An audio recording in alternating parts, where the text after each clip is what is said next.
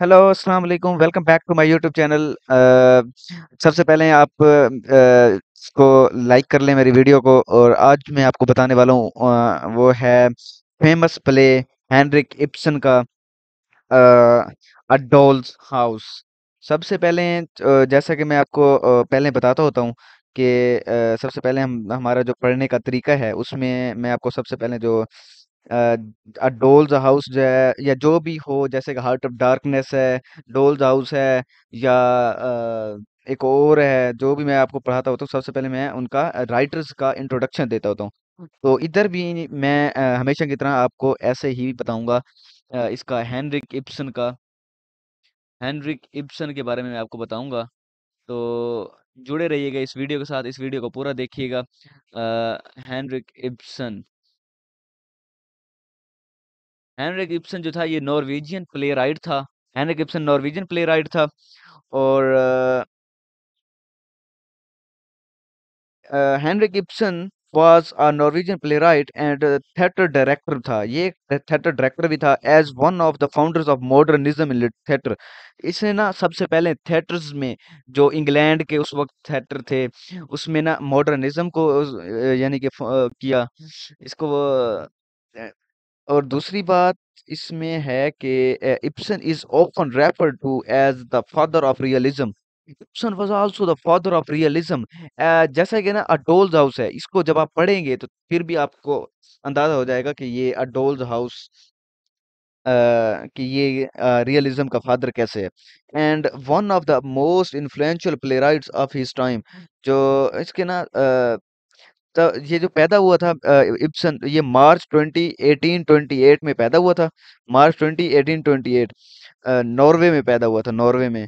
और इसकी जो डेथ हुई थी वो मई 23 1906 में इसकी डेथ हुई थी। ये ओस्लो में, नॉर्वे में, ओस्लो नॉर्वे का एक शहर है, उसमें हुई थी। जो इसके ना प्लेज हैं, बड़े फेमस प्लेज, उसमें अ डोल्स हाउस फर्स्ट नंबर पर है। An enemy of the people, ये भी का फेमस प्ले है। और हीडा हीडा ये उसका यानी कि फेमस प्लेस हैं ये सारे उनमें से। Henrik Ibsen is also best known for Brand, Fear, An Enemy of the People, A Doll's House, as well as Gabler, Ghosts, The Wild Duck, ये इसके यानी कि फेमस वर्क्स हैं। और चैलेंजिंग कैरेक्टर्स थे इसके। All these plays have strong and challenging characters that live on outside of their plays integrities. तो मैं आपको इधर बताता हूँ इसके बारे में। अब सबसे पहले मैं आपको इंट्रो दूंगा, उसके बाद हम शुरू करेंगे जो मैंने इधर आपको स्क्रीन पे सब कुछ दिया हुआ है। तो मेरे चैनल को ज़रूर सब्सक्राइब कर दीजिएगा व्यूवर्स। और इसको वीडियो को ज़्यादा से ज़्यादा शेयर करें ताकि आपके दोस्तों का फ़ायदा हो सके, जो आपके क्लास फेलोज़ हैं उनका फ़ायदा हो सके। तो शुरू करते हैं आज की इस वीडियो को। तो today we are going to talk about one of the most influential plays of the 19th century, A Doll's House, written by Henrik Ibsen. This play created a stir when it was first performed in 1879। ये 1879 में इसमें theatres में play किया गया था।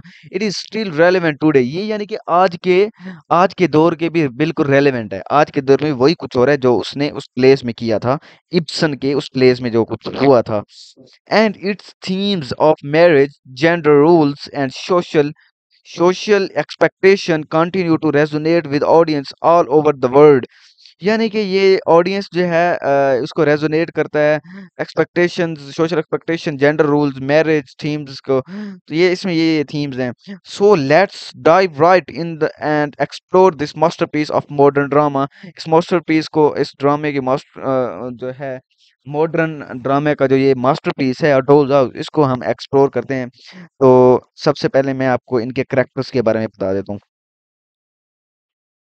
तो सबसे जो पहला करैक्टर है वो है नोरा हेल्मर। नोरा हेल्मर इसमें जो है प्रोटैगनिस्ट होती है प्ले की। She is protagonist of the play. She is a complex character who defies traditional gender rules and expectations. यानी कि इसी पर ही पूरी कहानी, पूरा प्ले इसी पर ही इर्द गिर्द, नोरा के इर्द गिर्द घूमता रहता है। उसके आगे टोरवल्ड हेल्मर है, जो कि नोरा का हस्बैंड है। ये एक बैंकर होता है, ये बैंक में जॉब करता है। Who is obsessed with appearances and social norms. ये सोशल नॉर्म्स से यानी कि ऑब्सेस्ड हुआ होता है, यानी कि लोगों की ना ज़ाहिरी शख्सियत पे जाता है। ठीक है, उसके आगे आता है Krogstad. Krogstad is also the banker who gave Nora the loan and is blackmailing her. ये क्रॉक्सटेड वो होता है, ये भी एक बैंकर होता है, और ये नोरा को लोन देता है, और बाद में फिर नोरा को ब्लैकमेल करता है, कहता है मैं तुम्हारे इसको हस्बैंड को तुम्हारे लोन के बारे में बता दूंगा। उसके बाद आता है Mrs Linde. Mrs Linde is also Mrs Linde is Nora's childhood friend who has recently lost her husband and is looking for work. Mrs Linde जो होती है, ये नोरा की जो होती है, ये बचपन की दोस्त होती है, और जिसका ना हस्बैंड अभी अभी मरा हुआ होता है, और किसी काम शाम के लिए ये फिर रही होती है, इधर मारी मारी फिर रही होती है। और doctor Rank is Torvald's best friend होते हैं, who is dying of tuberculosis. Doctor Rank ये ना टॉरवल्ड्स के ना बेस्ट फ्रेंड होते हैं, ट्यूबरकुलोसिस से इनकी डेथ हो जाती है। अब मैं आपको इनकी प्लॉट समरी बताने लगा। A doll's house tells the story of Nora Helmer, a seemingly happy wife and mother who is secretly struggling with debt. Nora hello ये जो डोल्स हाउस है, ये स्टोरी बताती है नोरा हेल्मर की, जो कि एक हैप्पी वाइफ एंड मदर है, who is secretly struggling with डेbt। यानी कि एक कर्ज में डूबी होती है। मैं आपको, चलो ये उर्दू इंग्लिश में लिखा हुआ, मैं आपको उर्दू में बता देता हूँ इसकी। ठीक है, कोई मसला नहीं है। तो ये अ डॉल्स हाउस, ये एक स्टोरी है जिसमें नोरा होती है, ये एक शादीशुदा होती है, इसके बच्चे भी होते हैं, 2 बच्चे होते हैं। ये टोरवल्ड हेल्मर इसका यानी कि हस्बैंड होता है।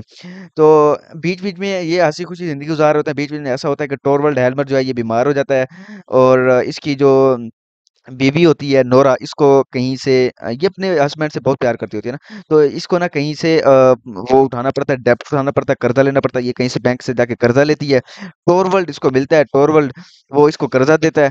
टोरवल्ड जब कर्जा देता है तो ये इसकी टोर नहीं सॉरी क्रोक्सटेड क्रोक्सटेड कर्जा देता है नोरा को टोरवल्ड की हेल्थ के लिए। तो Nora is forced to take out a loan to save Torvald's life, but the loan comes with a catch. Nora forget her father's signature to get the loan. Okay, and if Torvald finds out, it could ruin her reputation and their marriage. अब इसमें ये बता रहा है कि जब जब Nora ने क्रोक्सटेड से लोन लिया था, तो उसने यानी कि झूठे सिग्नेचर किए थे। इसको कहते हैं फोर्जरी।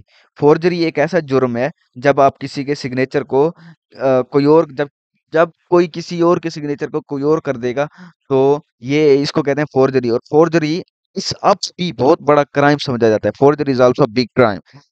और उसके बाद ये जो नोरा है, ये अपने हस्बैंड का इलाज करवाती है। उसका हस्बैंड का इलाज जब हो जाता है, तो जब इसको क्रोक्सटेड को पैसे वापस देने की बारी आती है, तो ये उसे किस्तें बना के देती होती है, और इससे बहुत टाइम लग जाता है पैसे देते हुए। क्रोक्सटेड उसे ब्लैकमेल करता रहता है कि तू मुझे मेरे पूरे पैसे दे। हालांकि वो दे भी रही होती है, लेकिन पूरे नहीं दे रही, तो कभी कुछ दे रही है तो कभी कुछ दे रही है। तो क्रोक्सटेड जो होता है, ये जाके कहता है इसको नोरा को जाके कहता है कि मैं तुम्हारे बारे में, जो तुमने फोर्जरी किया, जो तुमने क्राइम किया, ये मैं जाके तुम्हारे हस्बैंड को बता दूंगा। तो नोरा होती है, ये बहुत परेशान होती है, इसके पास पैसे भी नहीं होते, तो इस वजह से ना जो क्रोक्सटेड है, एंड वो उसे टाइम देता है कि इस टाइम पे पैसे पहुंच जाने चाहिए, इस टाइम पे वो पैसे नहीं पहुंचा सकती। तो जो क्रोक्सटेड वो इसको टोरवल्ड को लेटर लिख देता है। और जो मिसेस लिंड है, ये मिसेस लिंड जो इसकी दोस्त होती है नोरा की, वो उससे नोरा मिसेस लिंड के पास जाती है, उसे ये मसला मसला बताती है। तो ये जो मिसेस लिंड होती है, ये कहती है मैं जाती हूँ क्रोक्सटेड को जाके समझाती हूँ। ये उसे जब समझाने जाती है, तो ये बल्कि उससे अपने शादी की बात करके आ जाती है। Very funny. तो इधर ये सीन हो गया। उसके बाद ये इधर इधर ये आ गया। तो जब ये इसकी शादी हो जाती है आपस में, और उसके बाद जब ये मिसेस लिंड है, ये उसे समझाती भी है क्रोक्सटेड को कि तुमने अच्छा नहीं किया, कि तुमने जो नोरा के हस्बैंड को, नोरा हेल्मर को जो लेटर लिखा है ये गलत चीज़ है। तो बाद में जब ये दोनों शादी कर लेते हैं तो ये इसके नोरा के हाथ, तो मैं अभी आपको ये बताने लगा था कि जब क्रोक्सटेड लेटर लिखता है नोरा को, नोरा के बारे में टॉरवल्ड को, तो कुछ टाइम बाद शाम को लेटर उसके टॉरवल्ड के हाथ में लेटर आ जाता है। और टॉरवल्ड जब पढ़ता है वो नोरा की अच्छी खासी गंदी करता है, इन दोनों का आपस में बहुत बड़ा झगड़ा होता है। उसके बाद मिसेस लिंड जो है क्रोक्सटेड को फोर्स करती है कि तुम ना एक और लेटर लिखो और उसमें कहो कि ये ऐसा कुछ भी नहीं है, मैंने मजाक किया था, इस टाइप का कुछ कहती है। तो ये क्रोक्सटेड जो है और वो माजरत करता है। ये क्रोक्सटेड जो है एक और लेटर लिखता है, इसको नोरा को लिखता है, वो ना उससे माजरत कर रहा होता है। फिर जब ये क्रोक्स नोरा के पास ये लेटर लिखता है, ये मिसेस लिंड के कहने पर क्रोक्सटेड ये लेटर लिखता है। तो नोरा जो ये क्रोक्सटेड का लिखा हुआ लेटर टोरवल्ड को दिखाती है। तो फिर जो टोरवल्ड है ये उससे मिन्नतें कर रहा होता है, लेकिन अब नोरा कहती है मैंने तुम्हारे साथ नहीं रहना। तो ये एक इसकी समरी थी, प्लॉट समरी भी आप पढ़ लेना, ये भी आपको फायदा देगी। उसके बाद मैं आपको थीम बताने लगा हूँ। इसका जो the play explore several themes including, जो इसका पहला थीम है वो है the role of women in society और the danger of social expectations, ये भी इसका एक इम्पोर्टेंट थीम है। और the consequences of deception and the true meaning of love and marriage, ये भी एक इसका इम्पोर्टेंट थीम है। और it also raises questions about the nature of truth, morality and personal responsibility। यानी कि ये सारे थीम्स हैं, role of women in society ये उसका बता रहे हैं, और फेमिनिस्टिक प्ले भी इसको कह सकते हैं। और दूसरी बात, true meaning of love and marriage, ये ट्रू मीनिंग है ना कि वो अपने हस्बैंड की हेल्थ के लिए जाके डेब्ट उठाती है, ये भी तो ट्रू है, वो है ना true meaning of love and marriage. ये सोसाइटी को पोर्ट्रे करना चाहते हैं। अब मैं आपको कंक्लूड करते हुए मैं आपको ये कहूंगा, in conclusion, Doll's House is a powerful play that still resonates with the audience today. It has inspired countless adaptation and has influenced the way we think about gender roles, marriage, and personal responsibility. We hope this video has given you a better understanding of this masterpiece of modern drama.